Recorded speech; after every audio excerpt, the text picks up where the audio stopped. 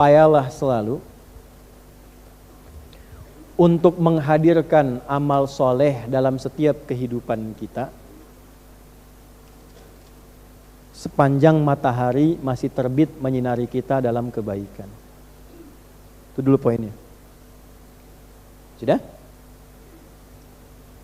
2, berupayalah belajar dari musibah hidup untuk memperbaiki kekurangan-kekurangan hidup yang sebelumnya pernah dilakukan. 3, awas, ini belum selesai kesimpulannya. Tidak ada manusia yang sempurna. Pasti sepanjang kita bukan nabi dan rasul pernah berbuat salah, itu pasti. Ustadz juga sama, pasti pernah salah, gak ada ustadz yang sempurna. Makanya sering saya katakan, kalau belajar dari ustadz manapun, sepanjang itu baik, ambil kebaikannya. Kalau tak sepakat, sudah ditinggalkan saja. Yang tak sepakatnya tidak harus menghukumi orangnya. Itu paling gampang supaya kita nggak punya urusan di hari kiamat nanti. Jelas? Karena sepanjang manusia bukan nabi, bukan rasul, pasti punya apa? Salah. Nggak ada yang sempurna. Orang yang baik itu adalah orang yang belajar dari kesalahannya untuk memupuk kesolehan di masa kehidupannya. Kalimat paling gampangnya gini, kalau mau dibikin status boleh ya. Betul, dan itu Allah sangat mencintai. Allah sangat cinta.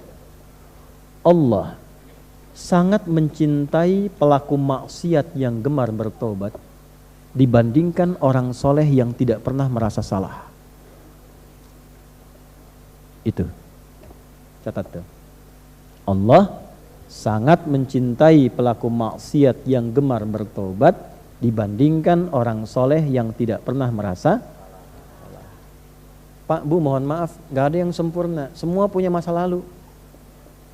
Makanya kenapa harokatnya fathah, supaya dibuka masa lalu itu, membuka masa depan yang lebih baik. Nah, kadang-kadang untuk menyadarkan kita, dikasih musibah, supaya kita sadar yang gak baik itu perbaiki. Kalau sudah dengan adanya musibah kita berubah, pertahankan itu. Nah, itu Allah sangat cinta. Jadi kalau kita mendekat dengan keadaan pelan pun, Allah menyambut dengan keadaan yang cepat.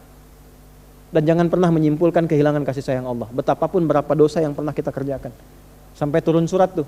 Surat 39 ayat 53. Qul ya ibadiyalladzina asrafu ala anfusihim la taqnatu mir rahmatillah. Muhammad, katakan, sampaikan, viralkan pada hamba-hambaku yang sudah berlumur maksiat. Jangan menyimpulkan gak akan pernah mendapat kasih Allah. Innallaha yaghfiru dzunuba jami'a. Semua dosa yang pernah Anda kerjakan, saya kerjakan, kita kerjakan. Kalau mau kembali, Allah ampuni semua dosa-dosa itu. Jadi ketika Anda baca ini, idza syamsu kuwirat, ingat dosa. Salah sama ibu, sama bapak, belum minta maaf, sudah meninggal orang tua. Salah asuh anak, sehingga anak berkata yang kasar. Bukan orang lain yang salah, orang tua. Salah asuh. Jangan nyalain guru. Guru gak salah. Antum tuh harus tanggung jawab. Saya, kita selaku ayah dan ibu mendidik anak. Cuman karena gak sempat sepenuhnya waktu, kita titipin guru-guru mendidik. Kita nitipin tuh supaya dididik. Karena kita gak sempat. Tanggung jawabnya kan bukan guru, harusnya kita. Jadi kalau ada anak salah, jangan salahkan anak dulu. Kita dulu. Lihat dulu tuh. Jadi begitu baca, idza syamsu kuwirat, ingat dosa. Istighfar. Sebelum datang musibah. Atau yang kedua, musibah kecilnya. Ya, musibah kecil dari ajal itu tiba kematian. Musibah besarnya kiamat. Kalau sudah kiamat gak bisa dirawat. Mumpung masih hidup, ralat itu. Diedit, kata-kata edit. Edit lagi dengan taubat. Perbuatan diedit supaya lebih baik. Mumpung masih hidup.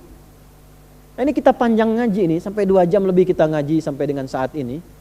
Kesimpulan ini mesti dapat. Kalau sudah dapat seperti itu, iman makin menguat. Ada puncak harapan kepada Allah. Begitu istighfar sudah muncul, dosa diperbaiki, tanda dosa itu dihapuskan oleh Allah, diterima taubatnya, berubah perilakunya menjadi baik. Salah satu tanda. Makanya ketika ada kalimat taba wa amila sholiha, seringkali disampaikan begitu dalam Quran. Taba wa amila sholiha. Begitu taubat, berubah perilaku jadi baik. Anda kalau pernah berbuat perbuatan kotor di masa lalu, tiba-tiba menangis taubat, terus berubah jadi baik, itu tandanya taubat yang diterima Allah. Dan pesan saya, ingat ya, catat betul pesan ini ya, catat betul. Jangan diingat-ingat lagi perbuatan dulu, selesai. Karena nanti yang paling diandalkan setan menampilkan lagi memori masa lalu itu. Zina, membunuh, mabuk dan sebagainya. Sudah tobat nih jadi baik, sudah nggak senang lagi, udah jangan dipikirin lagi. Teruskan yang amal soleh, masa lalu tutup. Nanti setan akan terus menghadirkan itu dan memberikan kepada Anda satu pandangan bahwa kamu dosanya terlalu besar, belum tentu dimaafkan. Hati-hati. Itu tipu daya setan. Jelas? Nah, jadi ketemu oleh kita, idza syamsu kuwirat, apabila mentari sudah digulung, segulung-gulungnya, sehabis-habisnya, ya, masuk ke ayat 14-nya.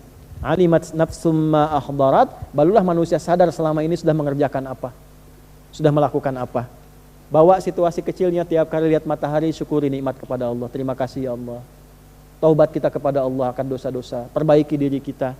Sampai menghadirkan amalan yang kita pede, kita bawa pulang untuk meninggal. Jadi kalaupun meninggal,